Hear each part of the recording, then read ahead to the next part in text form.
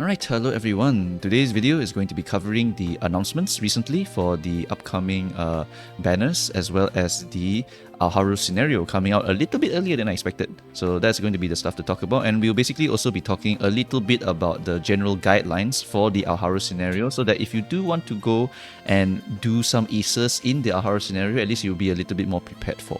Alright, so let us start off first off with the gacha explanations, right? So in JP, support banners usually get 100 pulls over 10 days. So you pull 10 pull every single day until the last day, and then after that that's 100 pulls, and you just see what you get, and then after that you go for it, right? So that's basically how they get people to come back, because people would come back only for basically support card banners. Occasionally it will be because they really like the horse, but most of the time it's actually because of the support card banners, right? So you basically go back, you get 100 pulls on the support card banners, and now you are basically baited to go and pull for the 3LB, and they caught you. All right, so that's how it happens. So that's why support card banners will get the 10 pull, and I'm surprised to actually see it so early on the Rico banner. So they seem to have moved it up a little bit, which I think is a very, very good step. That's going to be the first explanation for those gacha pulls. Now, what about the planning, Mumu? Does it change? Yes, it actually does change a little bit. For those of you who do not have Kitas on Black, very important warning is that you can get easily baited by this banner due to those free pulls. So I want you to understand this logic here.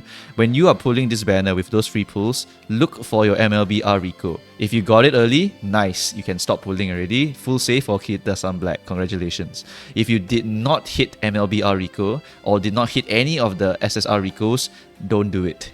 I know you feel it, right? You want to pull 100 more times, and then you go to the pity, and then Mumukaos, I will surely hit one more copy of Rico, and then I will be able to get my 1LB. On average, you probably aren't going to get it, alright? You are not him, usually, right? If those first 100 pulls didn't give you anything, the next 100 are the exact same odds of giving you nothing, alright? So I recommend to not do it. Otherwise, you're going to be one of the people in my account reviews sections that say to me, Mumukaos, I'm a gambling addict and I now have 750 carats and I got nothing else to do.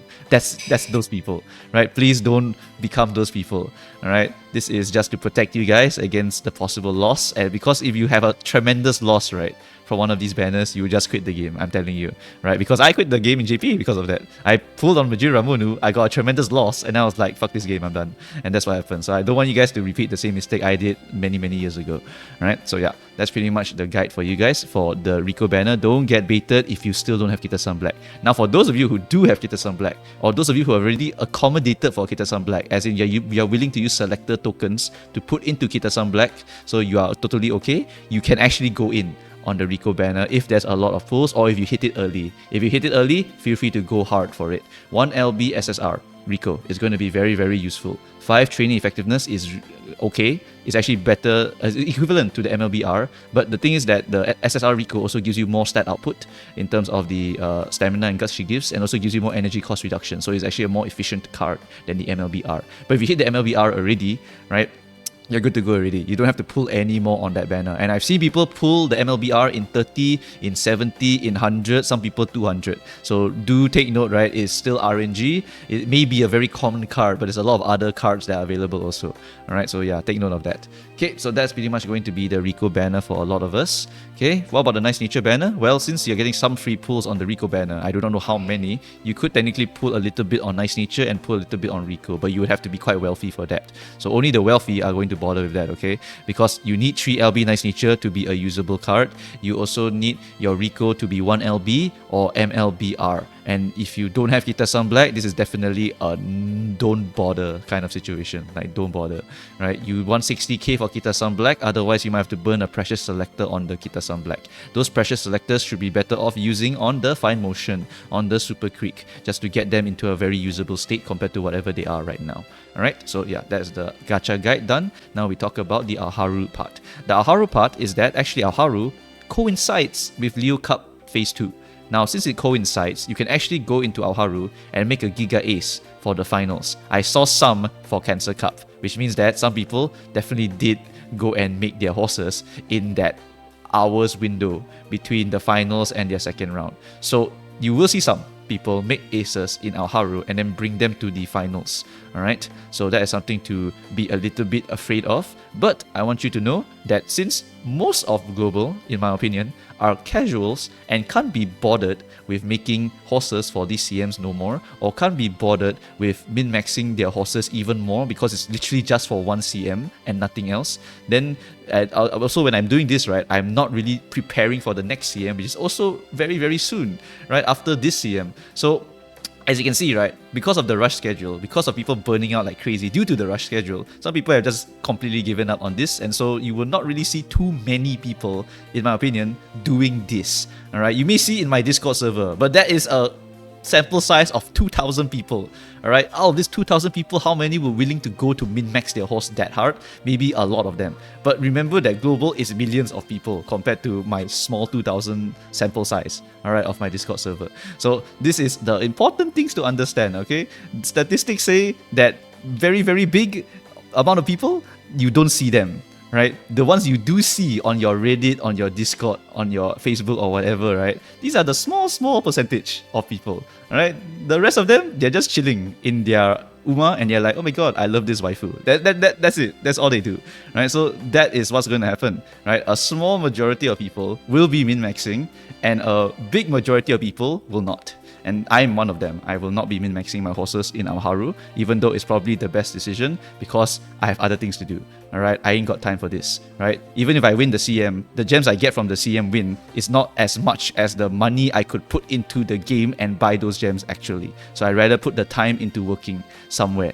Right? So yeah, that's pretty much what I would recommend. Actually, getting a job is probably the best way to get gems in Umamusume. I'm not even kidding. Okay, so that's pretty much it for the CM explanation. So I wouldn't worry too much about that. But for those who are going to go that far, I will be giving you the rough guidelines here of what you are looking for and how to basically design a very simple flow chart for you so that it will be easier for you to understand what you're aiming for. So if we were to take Ura as an example, right? Ura, you're basically pumping up those bonds, you're basically trying to get Tazuna bonds early, you're trying to get Rico bonds early, exactly the same, right? So the flow is generally the same. Get those bonds up, get that Rico bond up so that you can start dating Rico. You can also date both of them if you wanted to, right? Dating deck, you can do a Tazuna plus Rico and that will give you a lot of clicks, a lot of energy, a lot of dates, right? So that's something that you could do also. And you basically just get your bonds up. Exactly the same logic as before, just try to get your tail held high, blah, blah, blah, right? The extra thing that is added in Aoharu is fireballs. And for fireballs, you just want to treat them like mood. You basically take a card, you put a +5 on it because that's how much you get when you click it, right? Then when you see a fireball, add another +5. That's it. If you just do that, right, then you are basically playing the scenario exactly the way it's supposed to be played, except that when you explode that fireball, that is the min-max part. So the fireball gives you a crap ton of stats. Treat it like a rainbow, basically. It's a rainbow. It also gives you skills when you pop it. And it also levels up your team inside the Unity 5. So it basically makes you stronger in every way and also makes you stronger for the scenario, right? So you want to be popping these fireballs. But where do you pop them? You treat them like a rainbow and you pop them when you want a stat that is shit to be better. You don't use it to make a stat that is already good become better because you're already going to max that stat, right? It's already at a good level. Let's say your speed already going to be maxed. You know you can max it already for free. You know from experience that you can max it for free. Then where does that fireball go? You put that fireball into your stamina, put that fireball into your power. Whichever one you need more stat of, put that fireball there if you can. But then now comes the decision part. Right? What happens if I have a rainbow here and a fireball here? Which one do I click? It generally will be the rainbow. The fireball remains, but the fireball can bounce other places. Now the fireball is not in the place that you wanted to click. So now it becomes much trickier. Do I prioritize clicking this fireball to pop it here early because I want to level up my race, because I want to get the stat lines increased, right? Or do I want to click the rainbow now and then after that pray that fireball lands in the same place? There's a lot of little tiny min-maxing, and this one comes from a bit of experience with the scenario, right? But in general, if you have a fat rainbow, right, in the speed and you have fireballs on there, just click it, right? The rainbow is there, the fireball is there, just click it, just get a massive amount of stat lines if you want to. After that, if you have a really shit stat, try to look for any fireballs in that stat. Basically, if you have to sacrifice stuff to get this stat line up because that stat line is really not making it, then you have to go and do that, right? It's like, oh, my stamina sucks. If I go in to CM with this stamina, this horse is going to suck. Then no choice. Abandon other rainbows, look for stamina clicks, look for stamina fireballs instead, right? This is all from the experience of running that horse also. You must run that horse a few times. After you feel it, then you basically know when you are going to be clicking these. But the flowchart should help you in terms of bonding purposes, right? So that is the fundamental gameplay flow of Aoharu. Take note that for stat caps, there are no stat cap increase on the first release of Aoharu. The second buff to Aoharu will provide the stat cap increase. But on the first one, it's all 1200. Alright, nothing is increased. And because nothing is increased, your speed, you cap it at 1200. So you go all the way to max speed, and now every other stat can be increased a lot more because the stat output from the fireballs helps to bump it up a lot more. Alright, after that, there's also going to be something very important, which is your team names. Yes, there's also team names, and team names is essentially just a scenario link mechanic. So if you brought a specific horse/card into the scenario, you could get a free skill, right? The ones that you only kind of need to look at is like clairvoyance, which is a medium position skill. This is for team trials. The vision skills don't really do anything in champions meets, but for team trials purposes, ruler of Mal, indomitable heart, these are going to be occasionally useful skills for your team trial purposes. Alright, these are gotten from Taiki Shuttle, Matikane Fuku, as well as Haru Urara. Right, the other two important ones for your long or for just gambling for your champions meets in general is going to be your rice shower for cooldown, or none of the above for non-stop girl. Yes, you can get a very strong gambling skill on non-stop girl if you wanted to go and hardcore gamble. If you hit it, by the way, you basically always win at that point. But it's very hard to hit. That's the problem right now. Later on at the year anniversary, it will get buffed, but by then we move on to another scenario already, right? For Rice Shower, you can also get cooldown, and you know we have a Rice Shower power card. You can use that power card and get Swinging Maestro and cooldown. So that's 2 golden recovery settled with 1 card, allowing you to basically min-max even harder for other stats or more skills if you wanted to, right? So that is a possibility for your Rice Shower for your long. Okay, so these are all of the stuff that you want to kind of take note of, because if you bring those horses or you like those horses, you can get those skills, right, if you wanted to. So another thing for this scenario is that we basically are not doing the same thing as we were in Ura with the training facilities. Training facilities, we level them up with clicking a lot of times, and then Yayoi will come over and level up the facility for you. In Aoharu, your facilities scale based on your support characters who are helping you to go and fight Riko Kashimoto. What happens is that support cards and NPCs will be helping you out when racing, and you can level them up by popping those fireballs. When you pop those fireballs, their stats increase. When their stats increases, what happens is that the training facility level also scales with their stat increases, and so you want to be clicking that fireball as much as possible. And if you're very strong early game, because you're clicking those fireballs, what happens is that the character's stat lines also increase, so they are very strong at races. When you go and fight Riko Kashimoto's team every 6 months, you'll be able to beat them, and you will get a bunch of stats for it as well. Very good rewards for it. So you definitely want to be getting that fireball clicked as much as possible, and then you want to go and fight Riko's team and then beat the shit out of them. Alright?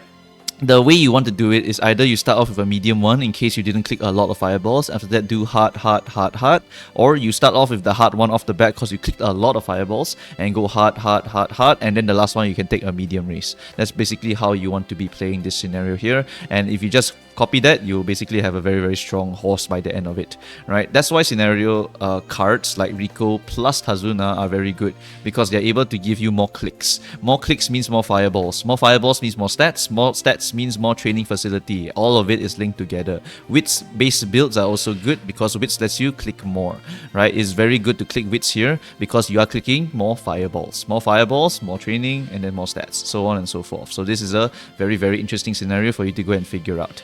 Okay, after that, there's also going to be the fireball skills that you can get. Yes, so well, I did mention fireball skills, right? Fireball skills, how it works is that it's going to work on your proficiencies. So your aptitude A for your turf, your aptitude maybe B for your dirt. Then your dirt won't give you any skills. So the fireball will not give you any skills for your dirt. But if your turf and your dirt was A, then the fireball would choose one of them and give you a skill based on that. So for those of you with more aptitudes like Oguri, like Agnes Digital, it's actually harder for you to snipe specific skills. But for specialists who only want to go on this one track, it's going to be a lot better, because you are basically only able to hit that mile, hit that short, hit that medium, for example, right? Depending on what aptitudes you have. Okay, so that is something to consider. It also works on not just your turf, but your distance and your position also. So if you are a pace chaser, you can get pace chaser corners, pace chaser straightaways, for example, right? And if you're late B, then you won't get any late skills. But if you're late A, you would also get late surger, corners, late surger, straightaways, blah, blah, blah,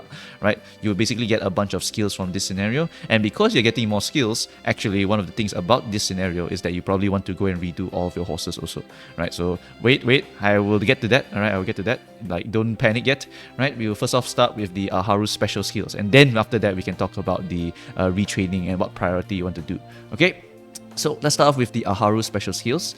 We have a bunch of them. Some of them are called Burning. Burning is the gold one. Ignited is the white one, right? We have speed, stamina, power, guts, and wit. Okay, so these all buff certain things depending on what stat line they are. For speed, you have increased speed, obviously. Stamina is stamina recovery. Power is acceleration. Guts is speed and acceleration. And wits is lane movement speed and field of view. And surprisingly, out of all of these increases, the one that is probably most significant is actually the wit one. The reason why the wit one is good is because it's another core skill that frontrunners would like to get. Because what happens is that this is an opening leg lane movement speed skill. After 1 year anniversary, what happens is that your lane movement speed is going to get buffed, where if you go out and go back in, you get straight up speed. And that will actually zoom you all the way to the front of the pack. And that is very, very important later on. Alright, lane movement speed is not trash anymore. So what happens is that Aoharu Ignition Wisdom is a possible skill for a frontrunner to take because it happens in the opening leg, and then they take one other positioning skill. So what happens is that you position out with one skill and another skill positions you back in, and then zoom, or you position in first and then you position out first, depending on where you started, depending on where you ended up. Right, all of these things can change, but you really do want these because additional speed at the start is so significant for helping you get that first place to activate your Saiyan Sky later on. Right, so Burning Spirit Wit is just another one to the huge checklist of front runners. If you suffered with Swimsuit Maru, you are not ready to suffer for this Burning Spirit grind. But don't worry about it. You can actually inherit this skill, and you can always get the other positioning skills. There are some other ones that work for the front runners as well. I think Danger Sense and Position Sense, if I remember correctly, those also work. So you either take Spirit Wit by inherited, or you take the other position skills and it will still work later on. Alright, don't have to worry about it for now. Other than that, right, what about the rest? Well, the thing about the rest is that actually it's very, very expensive. Right? If you look at the cost on Game Tora, it's about 200 base cost for all of this stuff here, right? So it's actually really expensive, and so you would want to buy these as a last resort rather than something that will actually be very, very valuable for you, right? These skills are for people who just don't have the skills, then they just kind of buy these, right? If they have the skills already, like Tail Hell High, Slipstream, Playtimes, they have their Excel skills like their Red Shift, their Majuro Ryan, Pump Some Iron, all this, they would rather buy those because those are generally going to be more worth it to buy. Some of this stuff here is generally not going to be super worth it to buy due to the cost of them. But if you have excess skill points and you have legit nothing else because you got an unlucky skill run, then you will go and buy all of these. Alright, so that's pretty much it for the skills here. Now we talk about priorities. Alright, what am I going to be training Mumukaus? Well, by right, you're supposed to be training your parent, but we'll consider that Leo Cup's coming up first. Right, so for Leo Cup, do not redo your parents. Just make your aces. Your old parents are still fine. Leo Cup, for the Leo Cup, if you were to do a Haru parentage, you could technically get even more insane skills on the horse, right? Because fireballs give you more skills. You buy more skills, you get more white skills. So now your white skills can literally become like 10, 15. Like, you just keep buying white skills, just keep buying all the skills, and now you inherit a bunch of stuff onto your parent, and then your actual child, right? So that is something that you could do. But for Leo Cup people, you don't do it because you just got no time, right? Focus on just making your ace horse really, really good, right? And then for the rest of us, what do we do? For the more casual people, so what do we do?